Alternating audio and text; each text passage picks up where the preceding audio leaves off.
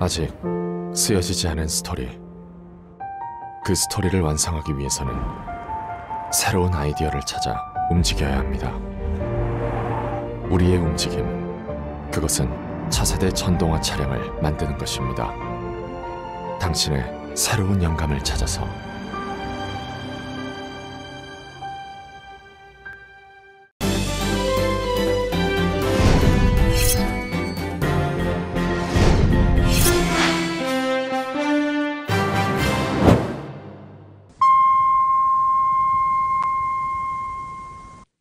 여러분의 건강하고 행복한 연말, 라디오 서울이 함께합니다.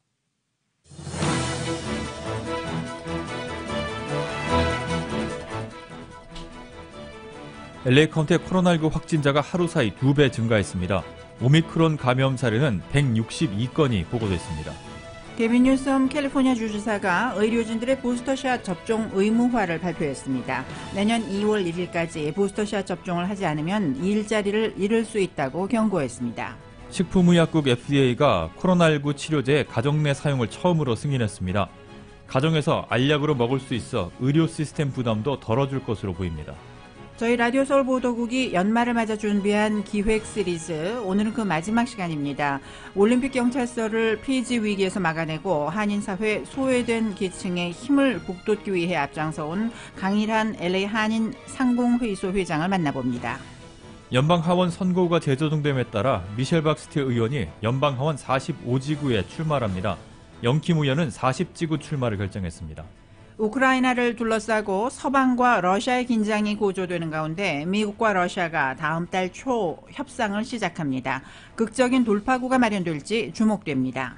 민주당 이재명 후보가 전담 부총리 도입 등 과학기술 분야 공약을 밝혔습니다. 국민의힘 윤석열 후보는 전북과 광주로 이어지는 1박 2일의 호남 민심 잡기에 나섰습니다. 국민의힘은 당대표가 선대위 직책을 내려놓으면서 하루 종일 뒤숭숭했습니다. 윤석열 후보는 김종인 총괄 선대위원장에게 권한을 주며 수습에 나섰습니다. 대장동 의혹 핵심 인물이 잇따라 사망하자 야당이 특검을 받아들이라며 공세에 나섰습니다. 민주당 이재명 후보도 특검이 필요하다는 입장을 재확인했습니다. 11월 기존 주택 매매 건수가 636만 건을 기록했습니다. 고용시장 회복에 힘입어 주택 거래도 3개월 연속 증가했습니다. 오늘 뉴욕 증시는 오미크론에 대한 우려가 다소 진정되며 이틀째 상승했습니다. LA 지역 오늘 밤 비 올 확률이 40%에서 60%가량입니다. 자정 늦게부터 잠시 비가 멈췄다가 내일 새벽부터 또다시 내일은 종일 비가 내리겠습니다. 내일 낮 최고 기온 57도로 예상됩니다.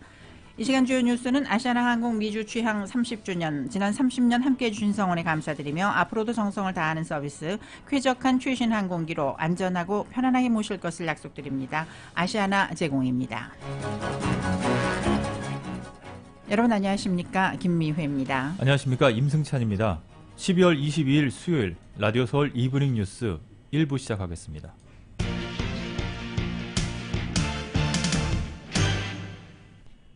코로나19 세변이인 오미크론이 3주 만에 50개 주 전역으로 퍼졌습니다. CNN은 보건당국을 인용해서 마지막 오미크론 청정 지역이었던 사우스다코다에서도 오미크론 확진자가 나왔다고 보도했습니다. 오미크론 환자가 50개 주 전체에서 확인된 것은 캘리포니아주에서 첫 번째 확진자가 나온 이후 22일 만입니다. CDC는 오늘 브리핑에서 오미크론 변이가 우세종이 됐다는 점을 거듭 확인하면서 일부 지역의 경우 신규 감염자 가운데 오미크론 확진자가 차지하는 비율이 90%에 도달했다고 밝혔습니다. 로시아 월렌스키 CDC 국장은 동부 대서양 연안주와 서부 태평양 연안 북부 지역주, 그리고 중서부와 남부 일부 지역에서 오미크론 확진 비율이 90%에 달했다고 밝혔습니다. 또 CDC 집계에 따르면 주간 단위 하루 평균 코로나 신규 확진자는 15만 명에 육박했습니다. 식품의약국인 FDA가 먹는 코로나19 치료제의 가정 내 사용을 처음으로 승인했습니다. 초기 감염자를 치료하는 빠르고도 저렴한 방법이 될 거라는 기대가 나오고 있습니다. 이 소식 워싱턴에서 KBS 특파원입니다. 미국 식품의약국 FDA가 화이자의 먹는 코로나19 치료제 팍스로비드를 가정에서 사용하는 것을 처음으로 승인했습니다. 링거나 주사제 형태였던 기존 코로나19 치료제와 달리 간편하게 복용이 가능한 알약 치료제가 상용화되게 된 겁니다. 팍스로비드는 하루 2차례 닷새간 복용하게 돼 있습니다. FDA는 임상실험 결과 코로나19 증상이 나타난 지 5일 안에 복용할 경우 입원 또는 사망하는 비율이 88% 떨어졌다고 밝혔습니다. 사망률만 한정해도 약 복용 전에는 6%였던 게 0.8%로 낮아졌다는 결과입니다. 다만 FDA는 사용 범위에는 제한을 뒀습니다. 코로나19 검사 결과 양성 판정을 받은 사람 중에서도 중증 환자가 될 가능성이 높은 경증 혹은 중등증의 성인 그리고 12세 이상의 소아에만 사용을 허가했습니다. 코로나19에 걸리지 않았는데도 예방 효과를 위해 약을 복용해서는 안 된다고 했고 입원이 필요할 정도의 중증 환자들에겐 사용을 허가하지 않았습니다. 복용 시 미각 저하와 설사, 고혈압, 근육통 등 부작용이 발생할 수 있다고 덧붙였습니다. 화이자는 미국 내에서 즉시 팍스로비드를 납품할 준비가 돼 있다고 설명했습니다. 미국 정부는 이미 약 53억 달러, 우리 돈 6조 3천억 원을 들여 팍스로비드 1,000만 명분을 선구매한 상태입니다. And we'll be prepared to distribute them as another of our treatment options around the country as soon as supply is ready. FDA는 이번 승인으로 새 변이가 퍼지는 가운데 코로나19와 싸울 새로운 도구를 제공하게 됐다고 밝혔습니다. 팍스로비드와 별도로 미국 머크사가 만든 먹는 코로나19 치료제 몰누피라비로도 긴급 사용 승인을 기다리는 상태입니다. 워싱턴에서 KBS 뉴스 이정민입니다. 조 바이든 대통령의 참모에 이어서 카말라 해리스 부통령을 보좌하는 참모까지 코로나19 양성 판정을 받은 사례가 발생했습니다. 백악관에 따르면 해리스 부통령을 보좌하는 한 참모가 오늘 아침 코로나19 양성 판정을 받았습니다. 이 참모는 어제 해리스 부통령을 온종일 보좌했습니다. 백신 접종을 끝내고 부스터샷까지 맞은 이 참모는 지난주는 물론 이번 주 들어서도 20일과 21일 검사에서는 음성이었지만 오늘 오전 검사 때 양성이 나왔다고 백악관은 설명했습니다. 다행히 해리스 부통령은 오늘 오전에 받은 항원 검사는 물론이고 이 참모의 감염 사실이 알려진 후 실시한 PCR 검사에서도 모두 음성 판정을 받았습니다. 코로나19의 새로운 변이 오미크론 때문에 이미 백신을 접종한 미국인 절반 이상이 부스터샷을 고려하고 있는 것으로 나타났습니다. 그러나 백신을 접종하지 않은 사람의 절대 다수는 오미크론 유행에도 불구하고 여전히 백신에 관심이 없다는 조사 결과가 나왔습니다. 오늘 발표된 비영리 연구소 카이저 가족재단 설문조사 결과에 따르면 백신 접종을 마쳤지만 아직 부스터샷을 맞지 않은 응답자 54%가 오미크론 변이에 관한 뉴스 때문에 부스터샷을 접종할 가능성이 커졌다고 답했습니다. 카이저 가족재단은 지난 15일부터 20일 전국의 18살 이상 성인 1,065명을 대상으로 백신에 관한 여론조사를 진행했습니다. 이번 조사에서 오미크론 변이 때문에 백신을 접종할 가능성이 커졌다고 답한 미접종 주민은 12%에 불과했습니다. 나머지 88%는 오미크론 변이에도 불구하고 백신에 대한 생각이 바뀌지 않았습니다. 이런 결과를 놓고 월스트리트저널은 최근 오미크론발 코로나19 재확산도 다수의 미접종자를 설득하지 못하는 것으로 보인다고 분석했습니다. 코로나19 관련 정부 보조금 지급 과정에서 약 1,000억 달러가 부정수급된 것으로 추정된다는 당국의 발표가 나왔습니다. 국토안보부 산하 비밀경호국은 어제 코로나19로 어려움에 부딪힌 기업과 시민에게 주어져야 할 코로나19 보조금 가운데 거의 1,000억 달러가 부정수급된 것으로 추정된다고 밝혔습니다. 이는 코로나19 팬데믹 초기 경기부양 패키지법에 따라서 연방정부가 지급한 구제기금 3조 4천억 달러의 약 3%에 해당하는 금액입니다. 부정수급액 대부분은 허위 실업수당 청구로 발생했습니다. 비밀경호국에 따르면 전국의 코로나19 관련 허위 실업수당 청구 규모는 870억 달러로 추산됐습니다. 또 비밀경호국은 코로나19 팬데믹 이후 900건이 넘는 수사를 벌여서 현재까지 100명을 체포했다고 덧붙였습니다. 전쟁의 위기감이 높아지는 우크라이나 사태 해결을 위해 미국과 러시아가 다음 달 초 협상을 시작합니다. 극적인 돌파구가 마련될지 주목되고 있습니다. YTN입니다. 푸틴 대통령이 처음으로 군사적 조치를 직접 언급하며 긴장을 최고조로 끌어올렸던 러시아가 하루 만에 대화를 선언했습니다. Мы не хотим войны. Президент Путин об этом еще раз сказал, что нам конфликты не нужны, и мы надеемся, что никому другому конфликты тоже. 이에 따라 미국과 러시아, 나토와 러시아의 협상이 다음 달 잇따라 시작됩니다. 물론 낙관할 수만은 없습니다. 러시아는 옛 소련 시절 한식부인 우크라이나 등 동구권이 서방으로 기우는 걸 참기 어렵고 미국과 나토는 동유럽 주도권을 확보하고 싶기 때문입니다. Наше спільне завдання – стримати загрозу з боку Росії, захистити Європу від агресивної. 이날도 러시아는 신형 순항미사일을 시험 발사하고 유럽에 공급하는 천연가스관을 이틀째 걸어 잠그며 무력 시위를 했습니다. 나토도 신속대응군 4만 명이 유사시 5일 안에 참전할 수 있도록 전투 준비 태세를 강화했고 미국은 스마트폰, 항공기, 자동차의 주요 부품을 러시아에 수출하지 않을 수 있다고 경고했습니다. 7년 전 러시아가 우크라이나 크림반도를 침공했을 때 전쟁의 참상을 경험한 우크라이나 주민들은 불안한 연말을 보내고 있습니다. Сейчас, наверное, если уже буду понимать, что настолько это все опасно, то... 팽팽하게 맞서고 있는 미국과 러시아가 전쟁을 피할 돌파구를 찾을지 주목됩니다. YTN 호준석입니다. 재무부가 탈레반이 집권한 아프가니스탄에 대한 인도적 지원을 특별 허가했습니다. 이에 따라 미 정부와 유엔 등 국제단체들이 아프가니스탄에서 활동을 하거나 인도적 지원을 할 수 있게 됐고 해외에 사는 아프간인이 국내로 송금하는 것도 허용이 됩니다. 또 유엔 안전보장이사회도 미국의 제안에 따라 아프간에 대한 인도적 지원을 촉진하는 내용의 결의안을 만장일치로 채택했습니다. 미국 정부가 오늘 탈레반이 재집권한 아프가니스탄에 대한 인도적 지원에 물꼬를 텄습니다. 연방재무부는 아프간에 대한 일부 국제 원조가 이루어질 수 있도록 하는 특별 허가를 내줬다고 밝혔습니다. 이번 허가에 따라 미국 정부는 물론 유엔과 비정부 기구와 같은 국제단체들은 탈레반에 대한 제재에도 불구하고 아프간에서 활동하며 인도적 지원을 할 수 있게 되었습니다. 미국과 일본이 다음 달 7일 미국에서 양국 외교장관과 국방장관이 참석하는 2+2 회담을 개최한다고 정치전문 매체 더 힐이 보도했습니다. 회담엔 미국에서 토니 블링컨 국무장관과 로이드 오스틴 국방장관, 일본에서는 하야시 요시마사 외무상과 기시노부오 방위상이 각각 참석합니다. 이번 2+2 회담은 일본에서 기시다 후미오 정권 출범 후 처음 열리는 것입니다. 워싱턴 DC에서 아버지와 아들이 동시에 현역 의원으로 근무하는 진 풍경이 재현될 수도 있을 것으로 보입니다.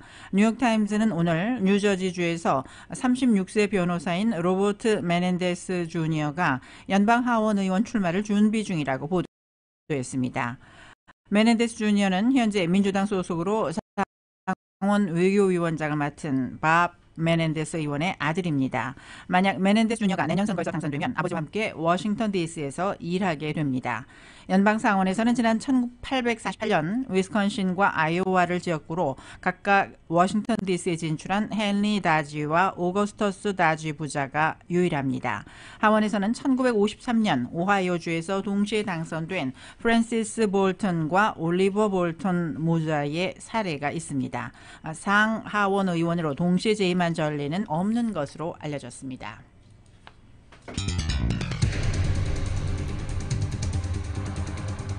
라디오 솔리브링 뉴스 1부, 이 시간에 LA와 가든그로브 두 곳에서 모시는 금강안경 검안과 1250만 불 교통사고 최고보상 교통사고 전문 천재 변호사 리차드 호프만, 빛으로 태어나는 당신은 카후나 미인, 100% 근적외선 마스크는 카후나뿐입니다. 정직한 빛 카후나 LED 마스크, 온오프 PRGR, 야마하 14, MU 스포츠, 전미국 독점 총판, 올림픽 골프, 구매부터 재이용자까지 아파트론도 역시 뱅크오브 호흡이 하면 다릅니다. 희망을 설계하는 전문가들의 은행 뱅크오브 호흡 공동 제공으로 보내드립니다.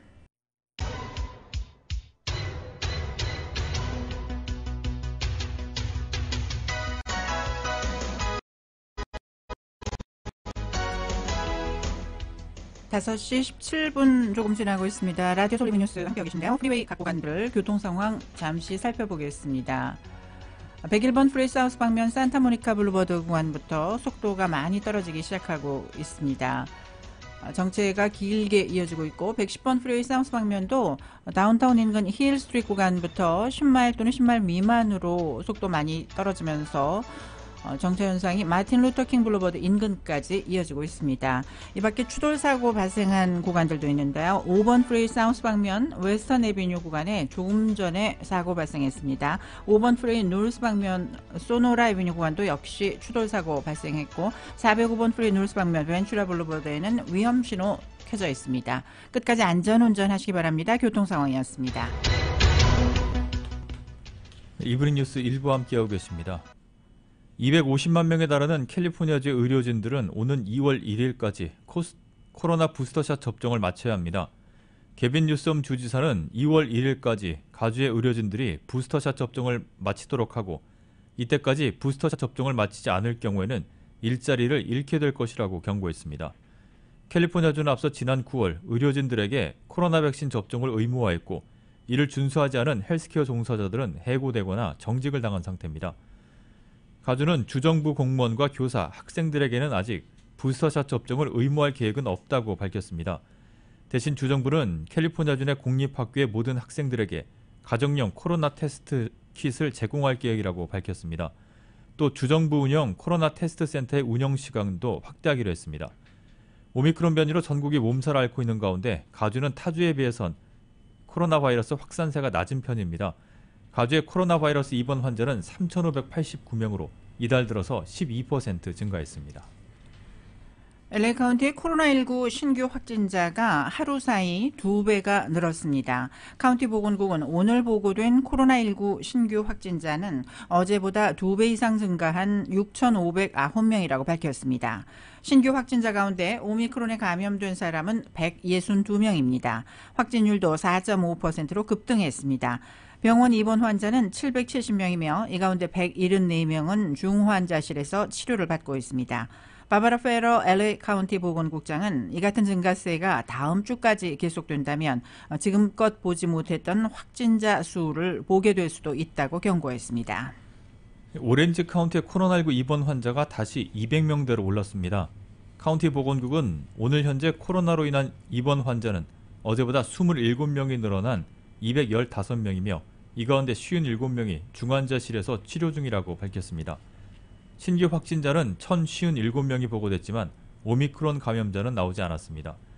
지난 14일부터 21일까지 일주일간 오렌지 카운티의 하루 평균 코로나19 확진자는 10만 명당 9.4명으로 전주보다 1명이 줄었습니다. 확진율은 3.1%로 전주와 같았습니다. 라디오 서울 보도국이 연말을 맞아 코로나19 팬데믹 속에 지난 한 해 동안 한인사회에 용기와 희망을 북돋아준 한인들의 스토리를 이번 주 3차례 걸쳐 시리즈로 마련하고 있습니다. 오늘은 그 마지막 시간인데요. 팬데믹 동안 타운 치안을 관할하는 올림픽 경찰서를 폐지 위기에서 막아내고 소외된 계층에 힘을 북돋기 위해 앞장서온 LA 한인상공회의소 강일한 회장을 이은 기자가 만나봤습니다. 타운 치안을 관할하는 올림픽 경찰서 폐지 위기 소식은 타운 한인들에게는 청천벽력 같은 일이었습니다. 가뜩이나 코로나 팬데믹 속 강절도와 폭력 사건, 아시안 증오범죄 등이 타운에서 판을 치면서 순찰력을 강화해야 할 판인데 거꾸로 경찰서마저 없앤다는 발상은 한인 사회를 충격으로 몰아넣었습니다.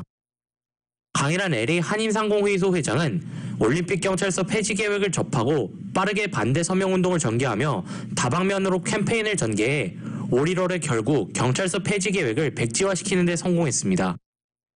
강일한 LA 한인상의 회장입니다. 저희들이 폭동을 겪은 뼈아픈 기억이 있고 그 소식을 접했을 적에 이거 큰일 났다. 제일 내 마음에 이거 큰일 났다. 우리들이 한인타운을 지켜야 되는데 올림픽 경찰서가 좀 그렇지 않은데 인원이 모자란데 이거는 큰일 났다. 빨리 우리 한인들뿐만 아니라 다른 모든 국가 추진 사람들과 힘을 합쳐서 그걸 막아야 되겠다. 그런 생각밖에 없었어요. 올림픽 경찰서의 중요성을 알리기 위해 LA타임즈를 비롯한 주류 매체들에도 꾸준히 접촉해 LA타임즈의 올림픽 경찰서 폐지를 반대하는 내용의 기사가 실리게 만들었습니다. 또한 저희들이 LA타임스를 계속 노크를 했습니다. 우리들 이런 문제가 있으니까 좀 지적해달라고. LA타임스에서 처음에는 대답이 없다가 저희들이 플래카드를 걸었지 않았습니까? 여기 웹사이트 주소 주고 거기에 전부 다 등록을 해서 우리들이 이 반대한다 라는 걸 떠올리라. 근데 그거를 우연히 LA 타임스의 여자 기자가 보시고 사회부 기자가 보고 취재를 했고 또 LA 타임스의 거의 한 면에 관해서 예산 삭감 올림픽 경기서 없앤다는 데 대해서 나오면서 정말로 큰 반향을 불러일으키는데 코로나 팬데믹이 장기화되면서 LA 한인 상인가 경제적으로 힘들었던 한인들에게 식료품과 생필품을 담은 케어 패키지를 나누고 당장 집안의 생계를 걱정해야 하는 어려운 처지의 학생들에게 장학금을 제공하는 등 따뜻한 온정의 손길을 뻗었습니다. 설과 추석에는 빠짐없이 어려움을 겪는 한인들에게 따뜻한 떡국과 식료품 그리고 생필품을 나누며 돕고 명절의 의미를 되새기고자 했습니다. 저희들이 가장 크게 또 느꼈던 건데는 우리들이 힘드신 분들에게 조금이라도 이렇게 도와드려야 되겠다 하고 여러 가지를 했을 때 줄을 아침에 한 7시부터 쓰셔가지고 오후 한 3시까지 그렇게 땡볕에서도 어떻게든지 도움을 받고 싶어서 하시는 분들을 보고 우리들이 알지 못하는 소외된 분들이 많구나. 코로나 팬데믹으로 어려운 환경 속에서도 굴하지 않는 학생들에게 상위가 장학금을 제공하면서 아쉬웠던 점은 지원한 모든 학생들에게 장학금을 전달하지 못한 것이라고 토로했습니다. 명칭은 장학금이었지만은 가장 힘든 학생들을 뽑아서 줬습니다. 우리 일부 심사하신 이사님들은 울었다고 그러더라고요. 우리들이 상상할 수 없는 그런 상황에 빠져 있는 사람들도 있고, 저도 눈물이 났고, 다른 사람은 우는 사람들도 있고, 그래서 저희들이 다 주고 싶었는데, 다 주고 싶었는데. 강일환 회장은 지난 한 해 커뮤니티가 힘든 일이 많았지만 동트기 전이 가장 어둡다는 귀절을 상기시키며 인내심을 갖고 함께 이겨나가자고 독려했습니다. 많은 어려움을 겪고 또한 우리들이 짐작하지도 못했고 겪어보지도 못했던 이 코로나 팬데믹으로 인해서 희망을 잃는 분들이 많이 있는데 조금만 더 참고 견디면은 밝은 또 새해가 밝아오리라고 생각을 됩니다. 모든 중소기업 하시고 소상공인들도 용기를 잃지 마시고 또한 우리가 희망을 갖고 하다가 보면은 좋은 날이 오지 않을까 이렇게 생각을 합니다. 라디오 서울 뉴스 이은입니다. 칼스텍 계열이 학생들과 교직원들에 대한 코로나 부스터샷 접종을 의무화합니다. 조셉 카스트로 칼스테이 총괄 총장은 오미크론 변이 확산을 막기 위해 이 같은 조치를 취한다고 밝혔습니다. 학생과 교직원들은 내년 2월 28일까지 부스터샷 접종을 마쳐야 합니다. 만약 2월 28일까지 2차 접종 후에 6개월이 지나지 않았을 경우에는 2차 접종 후 6개월이 되는 날 부스터샷을 접종해야 합니다. 다운타운 뮤직센터가 부스터샷 접종을 의무화합니다. 뮤직센터는 내년 1월 17일부터 에만슨 극장과 도로시 챈들러 파빌리온, 월트 디즈니 콘서트홀에서 열리는 공연 연주자와 관람객들에 대해 이 같은 규정을 적용한다고 밝혔습니다. 부스터샷 접종 대상이지만 2차 접종 후 6개월이 지나지 않은 관람객들을 위해 한 달의 유예 기간을 두기로 했습니다. 부스터샷을 접종하지 않았을 경우 공연 48시간 내에 실시한 PCR 검사에서 음성 결과 증명서를 제출하면 공연을 관람할 수 있습니다. 연방과 주 그리고 시 선거구가 모두 재조정이 되면서 미셸 박스틸 연방 하원 의원은 내년 재선에서 45지구 출마를 그리고 영킴 의원은 40지구 출마를 각각 결정했습니다. 자세한 내용 정현호 기자입니다. 선거구 재조정이 LA시와 카운티에 이어 가주와 연방까지 모두 마무리된 가운데 현 48지구 미셸 박스틸 연방 하원의원이 내년 재선에서 새롭게 재조정된 45지구에 출마를 결정했다고 22일 발표했습니다. 현 39지구 영김 연방 하원의원은 내년 재선에서 새롭게 재조정된 40지구에 출마를 결정했습니다. 공화당의 미셸 박스틸 연방 하원의원이 출마를 결정한 45지구는 파운틴밸리와 웨스트민스터, 미드웨이 시티, 가든그로브, 사이프러스, 셀리토스, 알테시아, 하와이안 가든, 부에나파크, 플러튼 북부지대, 브레아, 플라센티아 지역을 포함합니다. 미셸 스틸 의원 측은 45지구 유권자들이 민주당 성향이 높기는 하지만 아시안 인구가 38%에 달하고 이 가운데 한인 유권자 수가 3만에서 3만 5천 명에 달하기 때문에 승산이 있다고 밝혔습니다. 웨스트민스터와 가든그로브, 파운틴밸리, 미드웨이 시티는 미셸 스틸 의원의 현 지역구 중 일부이기도 하며 스틸 의원이 가주 조세형 편국 부위원장과 오렌지 카운티 슈퍼바이저 위원장을 지낼 당시에 대표했던 지역입니다. 미셸 스틸 의원 측은 45지구 출마에 앞서 케빈 메카시 공화당 하원 원내대표, 영김 하원 의원, 앤드루도 오렌지 카운티 슈퍼바이저 위원회 위원장, 오렌지 카운티 공화당 지부, 미미 월터스 전 연방 하원 의원 등의 지지를 확보했습니다. 영김 의원이 출마를 결정한 40지구는 치노일과 요발린다, 브레아 일부, 애나하임 일부, 오렌지, 터스틴, 렌초 산타 마가리타, 미션 비오 지역을 포함하며 공화당 성향이 높은 편입니다. 김 의원이 출마를 결정한 40지구 중에서 요발린다와 치노엘, 애나하임힐스는 김 의원의 현 지역구와 겹치는 지역입니다. 김 의원은 40지구 출마에 앞서 오렌지 카운티 공화당 지부와 미셸 스틸 연방 하원의원, 에드로이스 전 연방 하원의원, 미미 월터스 전 연방 하원의원의 공식 지지를 확보했습니다. 라디오 서울 뉴스 정현호입니다. 라디오 서울 이브닝 뉴스 함께하고 계십니다. 잠시 후에는 한국 소식 간추려드립니다.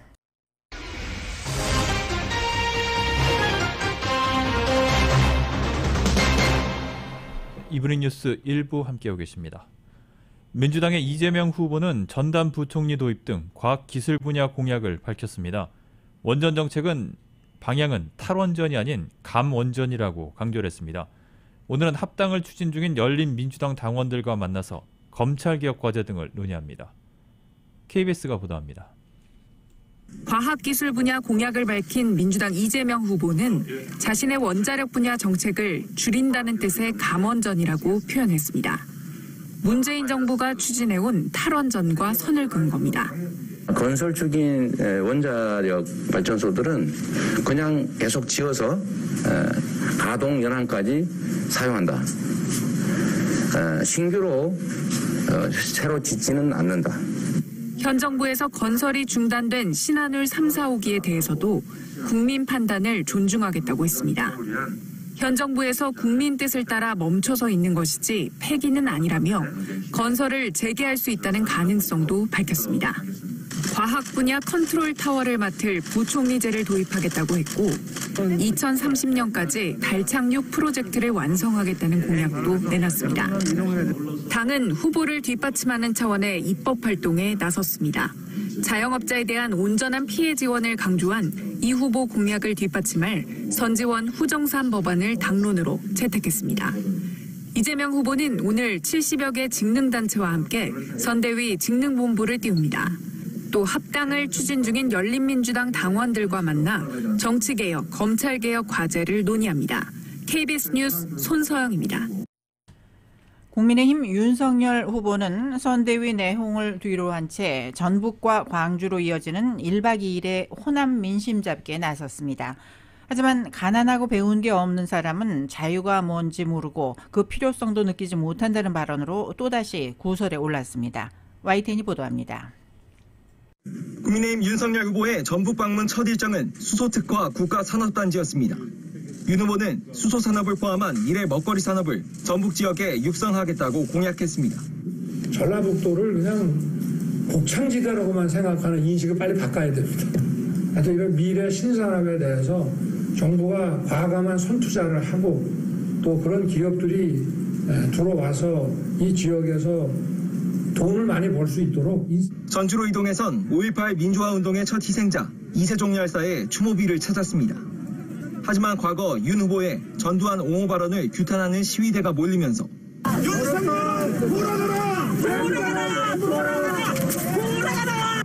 윤 후보는 표지석 앞에 헌화만 한 뒤 또다시 발길을 돌려야 했습니다.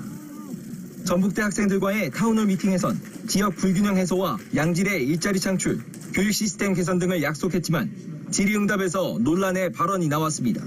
자유주의 정당이 N번방 방지법이나 차별금지법 등 국민의 자유를 침해하는 것과도 함께할 수 있느냐는 질문을 받자 이렇게 답한 겁니다.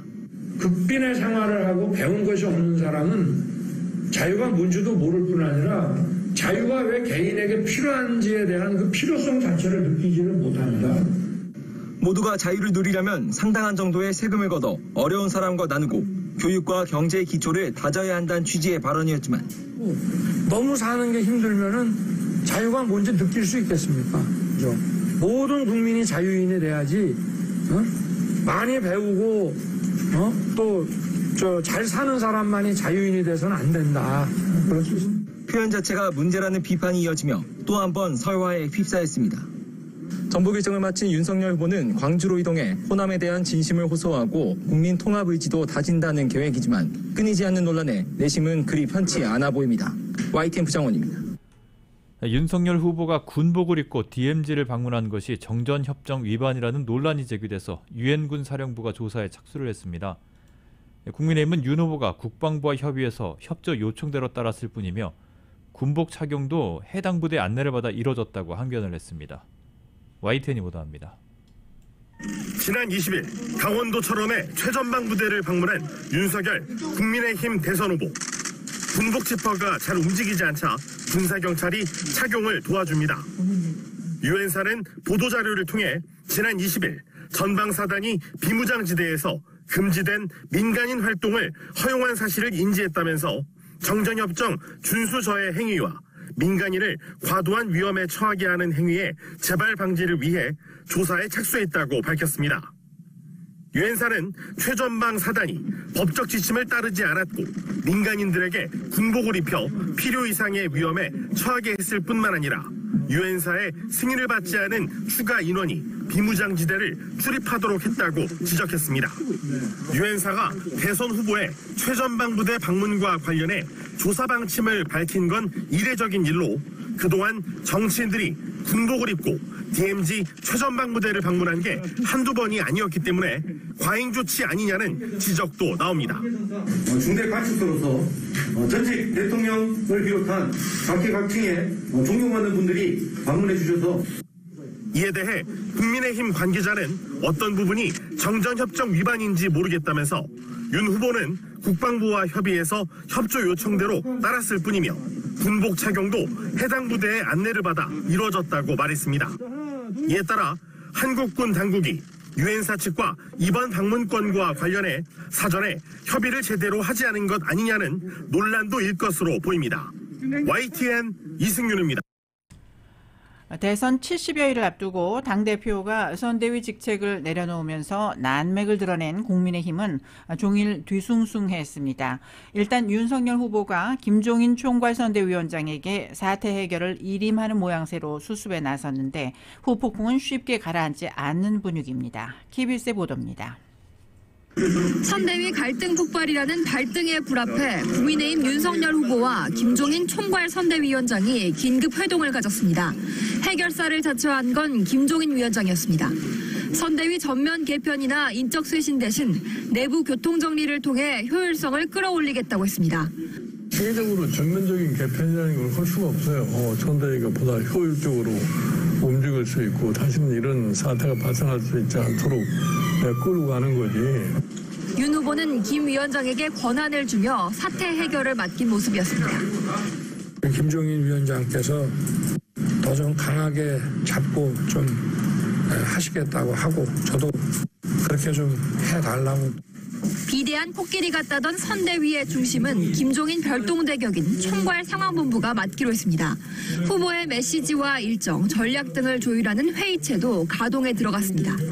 이준석 대표는 당대표로서 할 일은 하겠다고 했지만 뼈 있는 말로 선대위 복귀에는 선을 그었습니다. 결국 당내에서 공개 비판이 나왔습니다. 국민의힘 최다선인 서병수 의원은 윤 후보에게 파리떼와 하이에나 같은 측근들을 정리하지 않으면 다른 사람도 뛰쳐나갈 거라고 했습니다. 선대위 측은 일단 각자 자리 욕심을 버리고 달라지겠다고 밝혔지만 측근들의 역할을 조정하고 갈등을 매듭짓는 건 윤 후보 몫으로 남았습니다. KBS 뉴스 강푸른입니다. 대장동 의혹의 핵심 인물이 잇따라 사망을 하자 야당은 민주당 이재명 대선 후보를 겨냥해서 특검을 받아들이라며 다시 공세에 나섰고 이 후보도 특검이 필요하다는 입장을 재확인했습니다.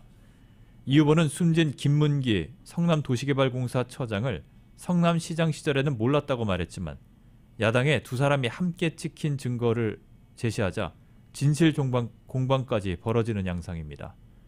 이 소식 YTN이 보도합니다. 유한기 전 성남도시개발공사 본부장에 이어 대장동 개발 실무를 맡았던 김문기 처장이 숨진 채 발견된 걸 계기로 야당은 민주당 이재명 후보에 대한 공세의 고삐를 다시 잡았습니다. 국민의힘 김종인 총괄선대위원장은 긴급 기자회견을 자청해 특검을 당장 받아들이라고 압박했습니다. 도대체 대장동의 몸통을 지키기 위해 얼마나 많은 사람들이 죽어나가야 하는 것인지 국민의 의심에서 벗어나려면 지금 즉시 민주당의 특검 실시를 지시해야 할 것입니다. 당 차원에서는 서울중앙지검을 찾아 꼬리 자르기 수사로 사건을 뭉개다 생긴 일이라고 항의했고 윤석열 후보는 이해가 안 되는 상황이라고 짧게 말했습니다. 지금 너무 많은 사람들이 저도 국민의 한 사람으로서 이해가 안 되는 그런 상황입니다. 이 후보는 한때 부하 직원인 김 처장 사망에 안타까운 마음을 드러냈습니다. 이미 특검을 요청했다고 거듭 밝히면서 혐의도 없는데 망신 주려는 게 아니라면 검찰이든 특검이든 조사받겠다는 뜻도 밝혔습니다. 여야 협의를 통해서 해야 될 테니까요. 어쨌든 제 입장은 어쨌든 실체를 명확하게 밝히고 상응하는 책임을 서로 부담하는 게 바람직하다. 뭐 입장은 변함이 없습니다. 선대위 총괄특보단장인 정성호 의원도 이 후보가 당의 특검 논의를 계속 지시하고 있다면서 오히려 국민의힘에 의지가 있느냐고 되물었습니다. 합의하지 않은 일방적인 법안이죠. 그 법안을 상정을 안 한다고 하는 상정을 한다고 한들 논의가 진척이 될 수가 없는 거 아니겠습니까? 네. 저는 야당에서 과연 그 특검을 할 의지가 있는지. 이 후보는 방송 인터뷰에서 고인이 된 김 처장을 성남시장 때는 알지 못했고 경기지사 시절 재판받는 과정에서 알게 됐다고 말했습니다. 하지만 국민의힘 김은혜 의원은 두 사람이 과거 세미나에 함께 참석한 사진과 고인이 성남시장이던 이 후보와 해외 출장에 동행한 사진을 공개하면서 이 후보가 거짓말을 하고 있다며 해명을 요구했습니다. YTN 조성호입니다. 여야가 대장동 특검과 관련해 회동했지만 수사 대상과 특검 추천 방식 등을 놓고 입장차만 확인했을 뿐 전혀 의견 접근을 이루지 못했습니다. 민주당 한병도 원내수석 부대표와 국민의힘 추경호 원내수석 부대표는 오늘 오후 국회에서 대장동 특검 협상을 30분가량 진행했습니다. 민주당 측은 특검 수사 대상에 대장동 사건뿐 아니라 국민의힘 윤석열 후보 본인과 가족 의혹을 포함해야 한다고 말했고 국민의힘 측은 수사 대상을 민주당 이재명 후보로 특정해야 한다고 주장했습니다. 지금까지 한국 소식 전해드렸습니다. 잠시 후에는 경제 소식 간추려드립니다.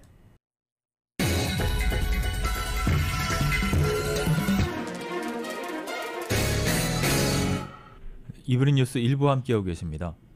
오늘 뉴욕 증시는 크리스마스와 연말 연휴 시즌을 앞두고 오미크론에 대한 우려가 다소 진정되면서 이틀째 상승했습니다.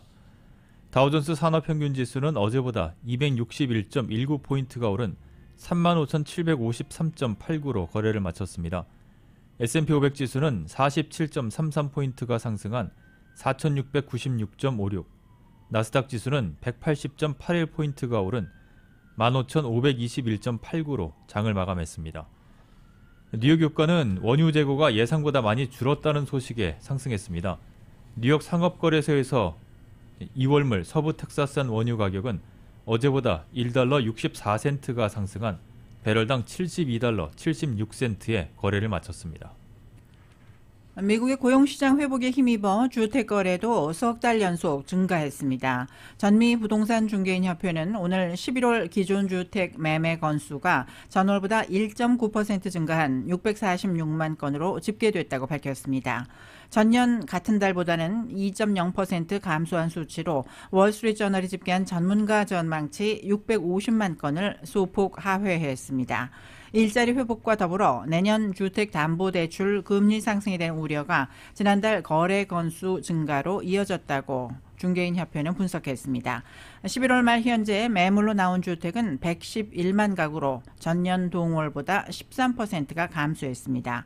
주택 공급 부족으로 지난달에 팔린 기존 주택 중위 가격은 35만 3,900달러로 전년 동월보다 13.9% 올랐습니다. 12월 소비자 신뢰지수가 전달치와 예상치를 모두 웃돌았습니다. 컨퍼런스 보드는 12월 소비자 신뢰지수가 115.8로 집계됐다고 오늘 발표했습니다. 이는 월스트리트저널이 집계한 전문가 예상치 110.0을 웃도는 수준입니다. 11월 수치는 111.6에서 111.9로 조정됐습니다. 12월 현재 여건지수는 전달 수정치인 144.4에서 144.1로 소폭 하락했고 12월 기대지수는 전달 수정치인 90.2에서 96.9로 상승했습니다. 린 프랑코 컨퍼런스 보드 경제지표 부분 선임 디렉터는 소비심리가 11월에 소폭 상승한 데 이어서 12월에도 추가로 개선됐다며 현재 여건지수가 약간 하락했지만 여전히 높은 수준을 유지해서 경제가 12월에도 모멘텀을 유지했음을 보여줬다고 평가했습니다. 올해 3분기 미국 국내 총생산인 GDP 성장률 확정치가 잠정치와 월가의 예상치를 모두 웃돌았습니다. 그럼에도 공급망 제약과 소비지출 둔화로 3분기 들어 성장률은 전분기보다 크게 둔화했습니다. 연방상무부는 오늘 기절조정 기준 3분기 GDP가 전기 대비 연율 2.3% 증가한 것으로 최종 집계됐다고 발표했습니다. 이는 앞서 발표된 속보치 2.0%와 잠정치 2.1%를 웃도는 것으로 월스트리트저널이 집계한 시장 예상치 2.1%도 웃돌았습니다. 지난 2분기 성장률은 연율 6.7%로 확정된 바 있습니다.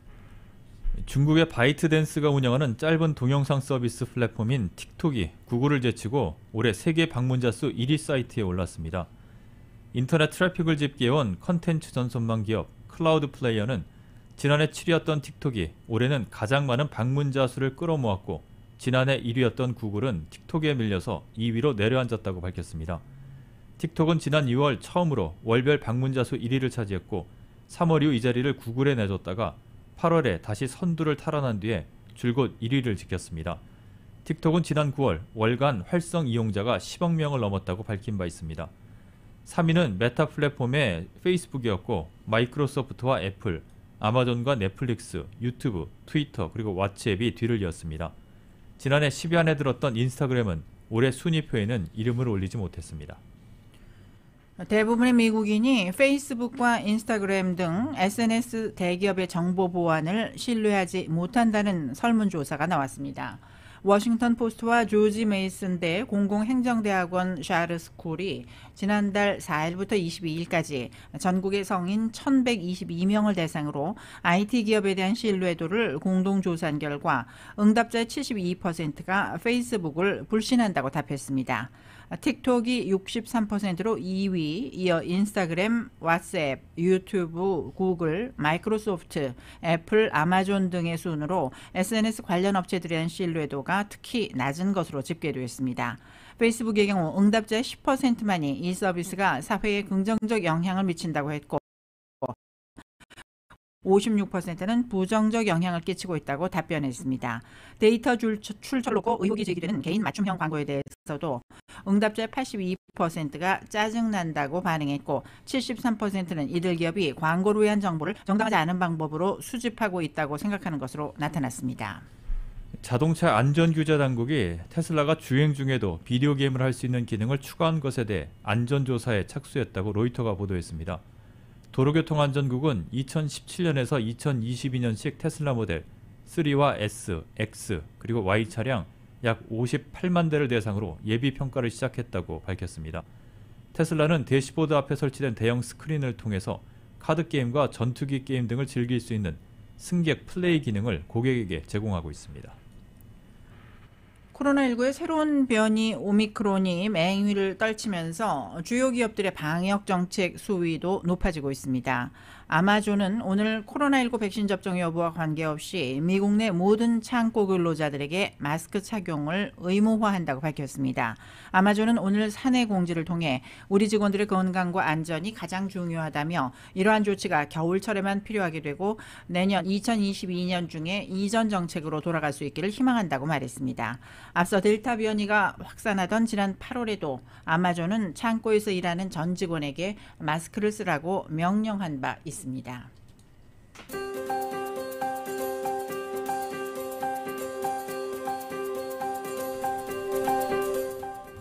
12월 20일 수요일 저녁 라디오 서울 이브닝 뉴스 날씨 알아보겠습니다. 지금은 CBB SBA 타임 스몰 비즈니스를 성공으로 이끌어주는 CBB 뱅크 제공입니다.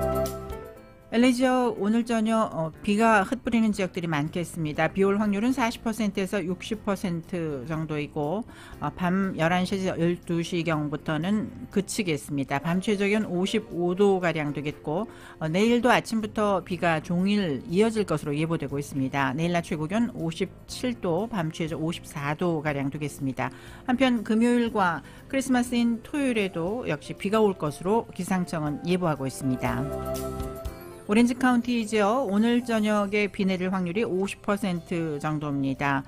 내일 낮 최고 기온은 60도가량, 오늘 밤 최저 55도가량 되겠고 내일 저녁부터 금요일 아침까지 홍수주의보가 오렌지 카운티 내륙과 해안가 등지에 내려져 있습니다.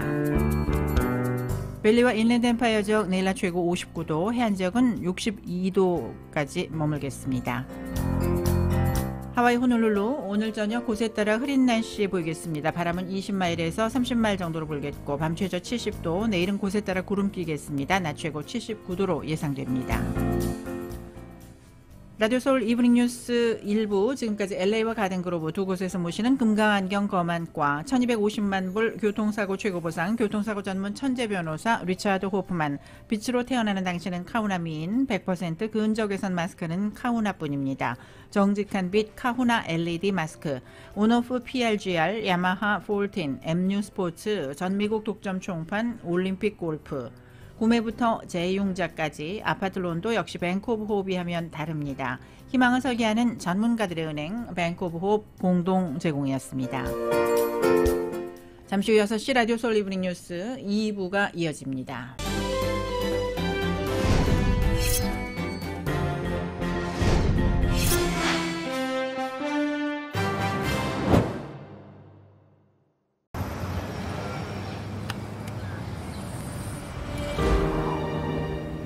아직 쓰여지지 않은 스토리. 그 스토리를 완성하기 위해서는 새로운 아이디어를 찾아 움직여야 합니다. 우리의 움직임, 그것은 차세대 전동화 차량을 만드는 것입니다. 당신의 새로운 영감을 찾아서